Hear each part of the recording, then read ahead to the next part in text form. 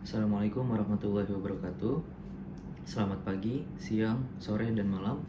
Perkenalkan, nama saya Ferry Ramadan dengan NIM 211000123140126 dari kelas C. Yang saya hormati Mbak Anis Kurniasi STMT selaku dosen pengampu mata kuliah metodologi penelitian. Pada kesempatan kali ini saya akan mempresentasikan proposal yang telah saya buat. Adapun judul dari proposal yang telah saya buat yaitu identifikasi zona akuifer dan sebaran intrusi air laut menggunakan metode geolistrik resistivitas konfigurasi selam bersih di kawasan pesisir Kota Semarang, Jawa Tengah. Penelitian ini dilatar belakangi oleh terjadinya intrusi air laut pada daerah pesisir yang tiap tahun kian meningkat.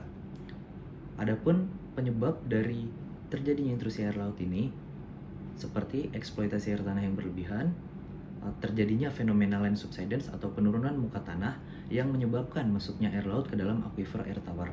Oleh karena itu, penelitian ini dilakukan menggunakan metode geolistrik resistivitas konfigurasi selam bersih untuk mengidentifikasi sebaran aquifer dan zona intrusi sebagai dasar pengelolaan air yang lebih berkelanjutan. Adapun rumus permasalahan dan tujuannya, dari rumusan masalah sendiri terdapat 4. Yang pertama ada bagaimana persebaran zona aquifer di kawasan pesisir Kota Semarang. Yang kedua, berapa kedalaman zona intrusi air laut yang mempengaruhi aquifer. Yang ketiga, bagaimana hubungan nilai resistivitas dengan nilai DHL air tanah. Dan yang keempat, bagaimana rekomendasi pengelolaan air tanah berdasarkan hasil penelitian. Adapun tujuan penelitian dari dilaksanakannya penelitian ini yaitu mengidentifikasi keberadaan dan kedalaman aquifer air tawar. Yang kedua, menentukan persebaran intrusi air laut secara lateral dengan nilai DHL. Dan yang terakhir adalah menyusun rekomendasi pengelolaan air tanah berkelanjutan. Di sini saya sudah menyiapkan diagram alir, di mana diagram alir ini sebagai acuan untuk saya melakukan penelitian lebih lanjut. Pada tahap awal, saya akan melakukan studi literatur, yaitu mengumpulkan seluruh penelitian terdahulu yang berguna untuk perbandingan ataupun memantau dari tahapan intrusi-intrusi yang terjadi pada tahun-tahun penelitian tersebut. Yang kedua ada survei awal lapangan untuk menentukan 10 titik pengukuran, lalu dilanjut dengan akuisisi data, yaitu pengaplikasian dari metode yang saya gunakan. Selanjutnya ada pengolahan data menggunakan software dari hasil data yang sudah diambil dari aplikasi metode yang sudah saya pilih. Lalu ada hasil penelitian. Hasil penelitian ini meliputi tahapan interpretasi dari pengolahan data yang sudah saya olah. Lalu yang terakhir ada tahapan penyusunan dan laporan.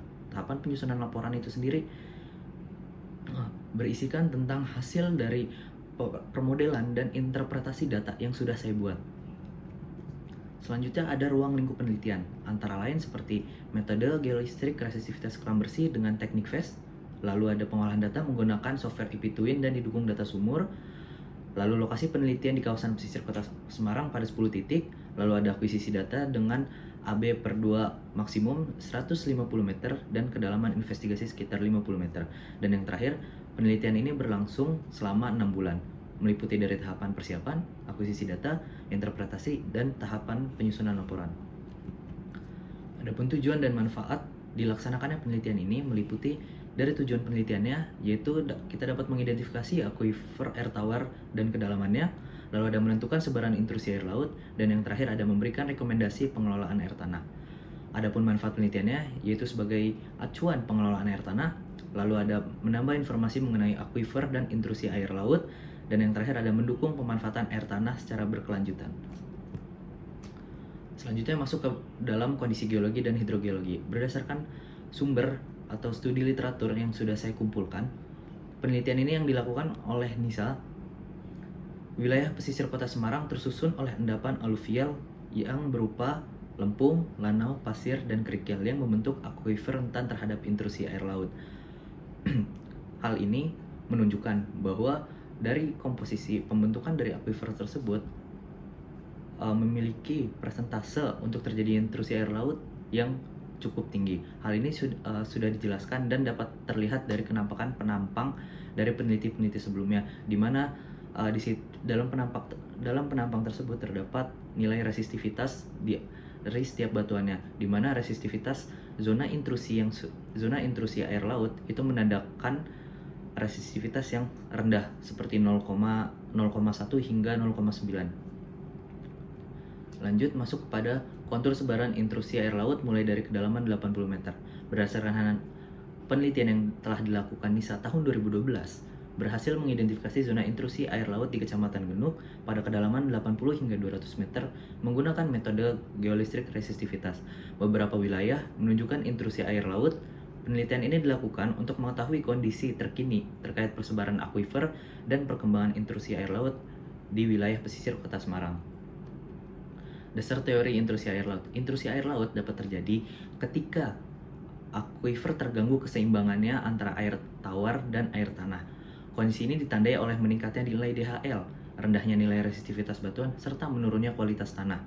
Berdasarkan prinsip Geiben-Herzberg, penurunan muka air tanah sebanyak 1 meter dapat mendorong batas intrusi air laut hingga 4 meter. Metode geolistrik resistivitas. Di sini juga sudah ditampilkan tabel klasifikasi literologi berdasarkan jenis resistivitas ya. Jadi ketika nilai resistivitas sudah didapatkan, dapat kita implementasikan atau dapat kita cari tahu berdasarkan nilai resistivitasnya untuk mengidentifikasi jenis litologi di bawah permukaan. Hasil yang diharapkan penelitian ini dapat menghasilkan output berupa peta persebaran zona akuifer, penampang resistivitas bawah permukaan, peta kontur sebaran DHL, identifikasi zona intrusi air laut secara lateral dan vertikal, model hubungan antara vertikal resistivitas dan kualitas air tanah, dan yang terakhir, rekomendasi pengelolaan air tanah pesisir Kota Semarang. Adapun jadwal penelitiannya seperti berikut. Dari bulan pertama studi literatur, akuisisi data, pengolahan data, interpretasi, validasi data sumber, dan terakhir penyusunan laporan. Mungkin itu saja yang bisa saya sampaikan, kurang lebihnya mohon maaf. Wassalamualaikum warahmatullahi wabarakatuh.